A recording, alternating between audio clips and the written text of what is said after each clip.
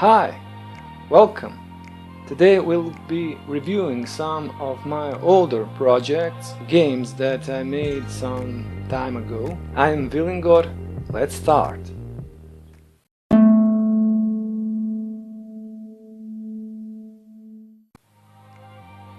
We can start here.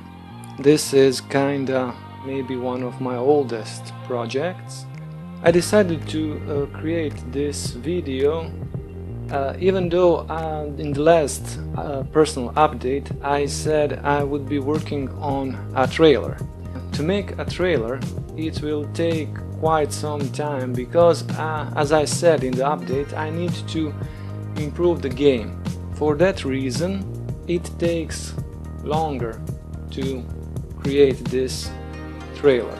With that being said, going into the review of the games I have here, these games are not finished, they are like sketches, something like that. They are more of an exercise for me at the time to see what I can do with the engines at hand. This engine is in particular, it is Blender. So all of these three kind of sketches that we will see are created in Blender. It's Blender game engine, and since then I moved from Blender. I do not work anymore in Blender. At the end of the video I will also explain the reasons why. Also you will see as I start to move the view that the video is stuttering. The recording is stuttering. That's because I have a pretty old computer and I will be making an update on my PC soon, but for now it is what it is. So let's begin. Yeah. So here we have a nice landscape. I think it's nice. It's nice touch that, you know, like the clouds are passing behind. I like that. So let's see how it looks like. Oh, there's some bugs there. The shadows aren't working properly, but there is this spinning dodecahedron, and I don't know, I like it. It's just for testing how the engine spins things around, but I like it. It gives a certain tone of surrealness to the entire scene. And there are trees, and the grass is unfortunately an accident that did not work obviously as it should. It looks like some kind of crystal, but and there is a tree, and there is a sun even, and the sun rotates with the clouds. It's a sketch. Let's move here up the hill and take a look around. Now this is obviously a huge kind of a level, and I like these open spaces, but for a first map or for the beginning maybe it's not a good thing to start with open spaces like in Oblivion, you know. Then that was my maybe basic idea. Oh, there is a canyon here. It looks like a canyon, but I made it to be a river eventually, but for now it's just what it is. Oh, I can jump also, yes. That's it. Okay, so let's move to the next one. This is the next game in succession, and chronologically speaking this is the second one I did made. It is obviously a more complex one.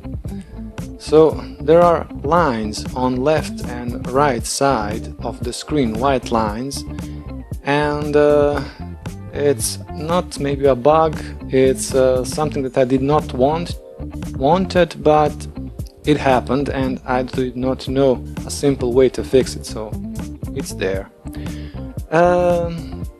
So we can see that the ground now has variable textures, like there's grass, there are some kind of stones, bricks. There are trees. There's this kind of building. It has some windows and it actually has a door, and we can get inside. Yes, you see, like there's like shadow that doesn't work like it should. Not the shadow, a light. And here's one window, and there's a sun actually. Okay, and here's another window, and it's pretty nice. Oh yes, we have a cannon here, and we can shoot. There's no sound, so I may do the sound myself. So the cannon, these balls eventually disappear after a few seconds, and we can shoot also inside, and we can make a lot of them. Yes. Okay, so that's it for the building. Let's get out.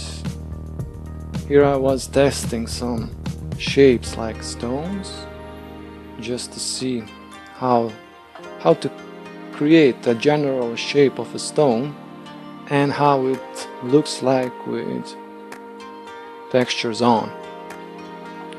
So clearly the stone is not ever cut so precisely in nature, but you know, it's a sketch. These are health packs and they actually work. Let's go to this side, that the view is nicer because of the direction of the sun. Here is one cube in the air, a typical cube in the air that you should have in your living room. I don't know, I like it. It adds some kind of mysticism. Again, a floating cube. You know, it's surreal. I like it. And then there is this thing. This is I don't know what's the name for it. However, it's transparent. It's a geometrical shape, and if I shoot at it, because the collision detection of the shooting balls is not so well, let's say, so well done, sometimes the balls go through the surface of the geometric shape and they stay inside. Ha! Until they disappear. So there are some geometric shapes, and there is the enemy. Yes, the enemy is pretty basic. I cannot do almost nothing to it. Not almost, I cannot do nothing to it. It's just the projectiles just bounce off. But he can hurt me. Yes, I made it that way. So he probably will start to shoot sometimes around now. Yes, and he's hitting me. And you see this moving of the screen when he hits me. That is accidental, but it's a welcome accident. It's not something I programmed, but it happened because the laser he's shooting is actually a physical object, and I have also physical, the player has also physical properties, so when the laser hits me, it makes the screen shake. It's not the way it's supposed to be done, the shaking of the screen, but that's how it is. Oh, so the medikits. They're nice, I like them. So, 64, 84 and 100. There is an issue. I noticed it that right now there's an issue with the field of view, it seems, because when I get here in the house it looks strange. My field of view is kind of zoomed in, so that is something that needed some correction. What the enemy does, he doesn't follow me. He kind of patrols, and he stays in a certain designated area until I enter it. Then he starts to shoot, and I shoot him back, and the screen is all shaky, and that's it. It does nothing, it's frustrating. So but you know, the clouds are nice.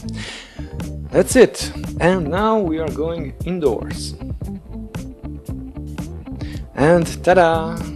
Here is the pinnacle of my creative capabilities at the time. So this is the first room. All of this, let's say, map is interior. And so we have textures on the wall, like brick wall. It's pretty, let's say, like a bad omen room, like industrial, and you can imagine bad things happening here. I like that kind of stuff. There are tiles on the floor, like kitchen tiles. There is one sphere that it seems that emits light, but it actually does not. It's just that there is no actual light here, just that the textures on the walls are let's say, are self-illuminated, and the shadows are baked in these textures. So what does that mean? What does it mean that they are baked? If you pay attention, these corners are darker from, let's say, the texture over the arch of this door and of this passage. So that's baking. I baked the shadows into the texture, so some areas are darker, some areas are lighter. It can be better seen on the corridor, on this passage, with which I'm pretty happy with it. It looks nice. Let's go through the passage. And oh well, there are these lines on the passage. I don't like those, they are kind of a mistake. And here's the next room, and there are these gigantic concrete pillars that sustain the ceiling. Again, there is one sphere that casts the light, but actually doesn't. The floor is a wooden floor. The walls are brick, stone, masonry. So here we see again the baking of the textures, and here they can be seen better. And you see how it seems like the pillars are casting this dark shadow, and this line here along the wall is a mistake, of course. You will be seeing many of those. I like this space. It's kind of industrial. And we go to the next area, next room, through this corridor. Again, there is a light there, a sphere that emits light. And while baking these textures, this kind of grainy effect happened. These like kind of dots. And it's not something I wanted, it's just something that happened. But hey, okay, so. And here there's a big room, and on the top of the room there is a hole through which the light comes in. So we have this light part here on the corridor, and I like that effect. It's, I don't know, nice. So the enemy should actually be here inside somewhere. Maybe. Let's see. And he's not there. And he's not there because he fell through the wall, because he's programmed to follow me, and I was in the other room, so he probably came here, he walked, and for a bug of program he fell through the wall. So bear with me just a second. The magic of technology. Here we are again, and this time he's there. He will do nothing, more or less. He'll just walk towards me, and he has this kind of outline, white outline, and it's a bug or something I did not know how to correct at the time, and don't know even now. He's slowly moving, he's got a pistol, and I cannot really go around him because he turns instantaneously to follow me. I can shoot at him. Yes, I can. Yes! Get that! Oh, yes, there are sounds here, just that I don't hear them right now. Okay, so I can hit him, but nothing really happens. I can miss him. And, you know, every shot ends with this sphere. So the point of impact of the bullet can be seen, you know, like dust, like something like that. I keep on making the noise of the shot. And he will follow me eternally, forever. So this is a circular, nice, big space. Actually, the only entrance to the map is from up here. So maybe I was imagining it like, you know, they come here with a helicopter or something, because the opening is large enough. It could be like, I don't know, underground base or something.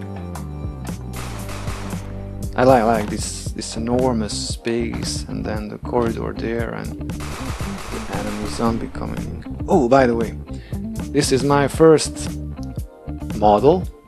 Like, I created the entire model by myself. And also I animated it. So this is my animation. I'm proud of it, yes. It's clunky and it's got edges and all that, but it's my baby. What can I do about it? And that's it. And that's it for this time. I hope it was entertaining.